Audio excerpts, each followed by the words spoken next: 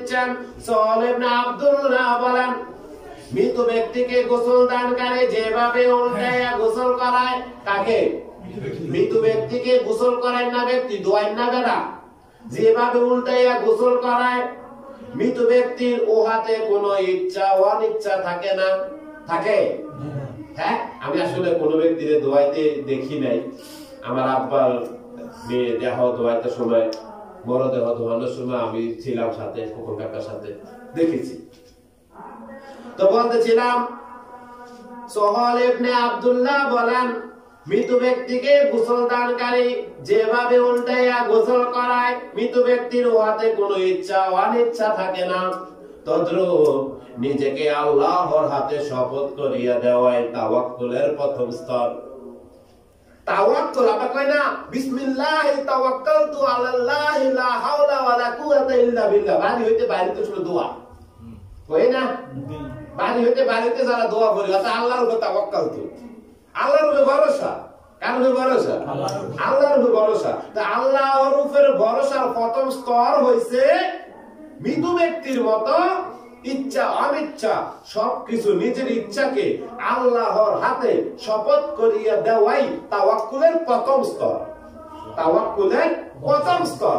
আর ইবাদত করার জন্য প্রথম স্তরটাই হচ্ছে একাগ্রতা। আল্লাহর উপরে তাওয়াক্কালতু হয়ে একাগ্রতার সাথে ইবাদত করতে হবে। যার একাগ্রতা নাই এক নম্বরে, তার ইবাদত হয় না। কি হয় না? ইবাদত হয় না। অনেকে আছে বলে জীবনে এত ইবাদত করেছি, তারপরেও এত দুঃখ কষ্ট কেন? তারপরেও এত দুঃখ কষ্ট কেন?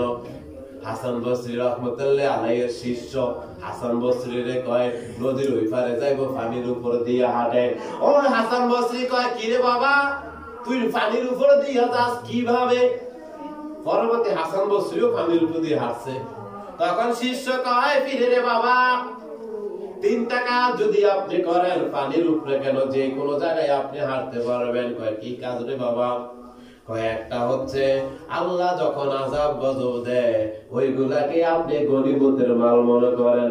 কি গনিমতের মাল বোঝেন নেই? অহন গনিমতের মাল কইয়া যারা পীর বুজুর্গদের দরবার বুইটা নেয়, অর্থাৎ আল্লাহ রাসূল সাল্লাল্লাহু আলাইহি সাল্লামের জামানায় বেদিনদের সাথে যুদ্ধ করে তাদের মাল সামানা নিয়ে আসছে, ওইটারে বলতো গনিমতের মাল। কি বলতো? গনিমতের মাল। এখন মুসলমানের মাল চুরি করে কয় গনিমতের মাল। নাউজুবিল্লাহ। হাসান বসরি শিষ্য হাসান বসরি কয়, আল্লাহ যখন আপনার উপরে আযাব গজব দেয়, আপনি মনে করবেন নিজের নফসের সাথে যুদ্ধ করেছেন, জিহাদ করেছেন, আপনি গনিমতের মাল অর্জন করেছেন। কি করেছেন? গনিমতের মাল অর্জন করেছেন। সবকিছুর উপরে, দ্বিতীয়ত সবকিছুর উপরে আল্লাহর উপরে তাওয়াক্কুল করে দেন এবং মনের মধ্যে একাগ্রতা রাখেন। মুমিনের সবচেয়ে বড় উপহার হচ্ছে মনের মধ্যে একাগ্রতা। আপনি যখন দোয়া করবেন, আল্লাহ তুমি আমাকে ক্ষমা করো, একাগ্রতা নাই। আল্লাহ বলতেছেন কোরআনের মধ্যে, ফাসকুরুনি আযকুরকুম ওয়াশকুরুলি ওয়ালা তাকফুরুন, তোমরা আমাকে স্মরণ করো, আমি তোমাদেরকে স্মরণ করিব। আমরা কত জোরে তো আল্লাহরে স্মরণ করি, কই আল্লাহ তো আমাদেরকে করে না। যদি করতো তাহলে আমাদের চাহিদা কেন মিটে না? কই না? কই না? জি জি। হায় হায়, আল্লাহরে স্মরণ করি, আল্লাহ করে না। এখানে মারফতের কথা বলি। এখানে মারফত কি? এখানে মারফত হচ্ছে এই, আমাদের মধ্যে যারা আমরা আল্লাহকে একা ডাকতে পারি না, তাদের সাথে খান্নাস ওয়াসওয়াসির খান্নাস রূপে শয়তান মিশে আছে। আমিও ডাকি, শয়তানও ডাকে, একা ডাকতে পারছি। একাগ্রতা হইছে না। এবার দুটানার মধ্যে যদি পড়ে কেউ, সে কি এক অনুকূলে যাইতে পারে? এখন দুইটা নৌকা নদীর দুই পারের মধ্যে যাবে, আপনি যদি দুই নৌকার মধ্যে পাও দেন, কোন পারে যাইতে পারবেন? পারতেন না। দোয়া করতেছেন, আপনার মনের লাগে ওয়াসওয়াসিল খান্নাস রূপে শয়তান মিশে আছে। আপনি কর্মবুদ গাফুর গাফফার, ক্ষমা চাই তোমার দরবারে, ক্ষমা ভিক্ষা দাও আমারে। আরে দিয়া খান্নাসে কয়, তোর বড়া এত জ্বালায়, তোর সন্তান আজি তোর কথা শুনে না। দুটা না করছে নি মন, মন তো করছে দুটা নাই।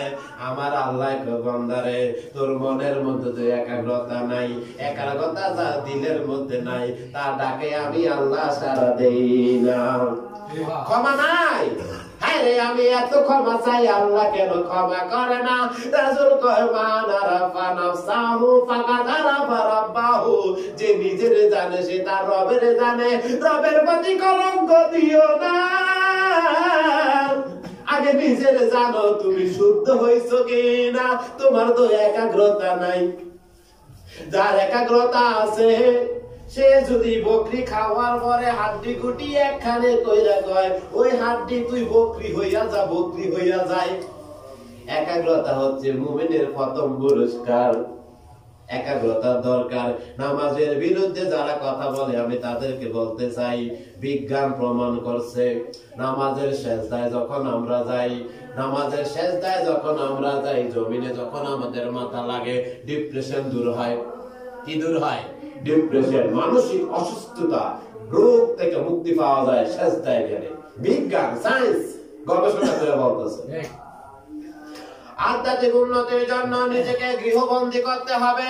কি করতে হবে? গত মাহফিলের মুনাজাতের মধ্যে আমি আমার মায়ের জন্য দোয়া করেছিলাম। আজকে বুঝার জন্য আমাদের সকলের জন্য বলবো, যারা বুঝবেন তারা মুনাজাতে যখন দোয়া করব আমিন বলবেন, অন্যথায় চুপ করে থাকবেন। ওই দোয়া আপনার উপরে করতে হবে না।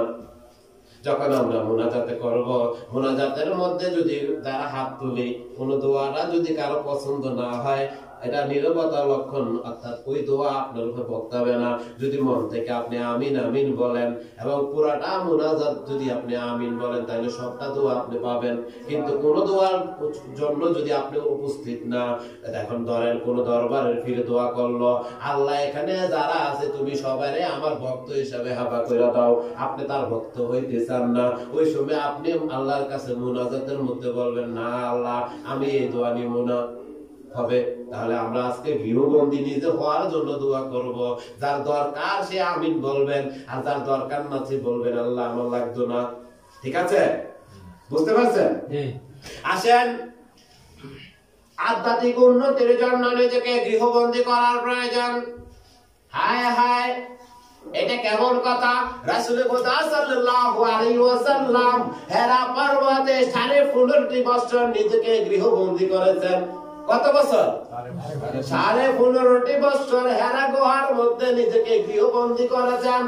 হায় হায়, মা খাদিজাতুল কুবরা কত কষ্ট করে ওইখানে খাবার নিয়ে গেছে। আমাদের বউ বাচ্চা বিবি যদি এখন ফালাইয়া, সংসার ফালাইয়া আমরা এত বড় পর্বতে যাইয়া আমরা ধ্যান সাধনা করি, কত কলঙ্ক রটাইব। যারা হজ করতে গেছে সুস্থ মানুষ, ওই পর্বতে উঠতে গেলে অবস্থা খারাপ হইয়া যায়। সুস্থ মানুষ, কোন রোগ নাই, বিমান নাই, এরা পর্বতে উঠতে গেলে চিৎকার করে। অনেকে ভয়ে উঠে না, অনেকে কি করে না, ভয়ে ওঠে না।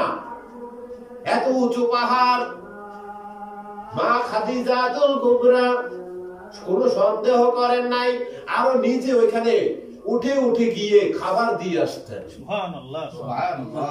চিন্তা করেন, আমাদেরও স্ত্রী, নবীদেরও স্ত্রী, এই জন্য ওনারা উম্মুল মুমিনিন, মুমিনদের মাতা। আল্লাহ কোরআনে ঘোষণা করে দিয়েছেন নবীজির স্ত্রীগণ মুমিনদের মাতা। এমনি এমনি তারা মুমিনদের মাতা হয়নি। নবীজি সাল্লাল্লাহু আলাইহি ওয়াসাল্লাম আমাদের কাছে নবুয়ত নিয়ে আসার আগে, আমাদের কাছে ইসলাম নিয়ে আসার আগে নিজেকে গৃহবন্দী করেছেন। আমি নিজে নিজেকে গৃহবন্দী করি কিভাবে? আমি হালাল রুজি রোজগারের পরে যে সময়টা থাকে, আমি আমার আসন ঘরের মধ্যে নিজেকে বন্দী করে রাখি, কারো সাথে সময় দেই না। একটু আমরা দুনিয়ার দিকে তাকাই, দেখেন আমরা যখন কারো সাথে সময় দেই কি কথা বলি, কথায় কথায় কারো না কারো গীবত চলে আসে। এই যে প্রথম আসমানের মধ্যে ইবাদতকারী, নামাজি ব্যক্তির নামাজ প্রথম আসমানে আটকায়, যে ধাররক্ষী ফেরেশতা সে কি বাছাই করে বলেছিলাম, প্রথম আসমানে যিনি বাছাই করে নিন্দুক গীবতকারী নামাজ আসেনি, যদি নিন্দুক গীবতকারী নামাজ পাওয়া যায় ওটা বাছাই করে তার চেয়ে আর আবার মারে।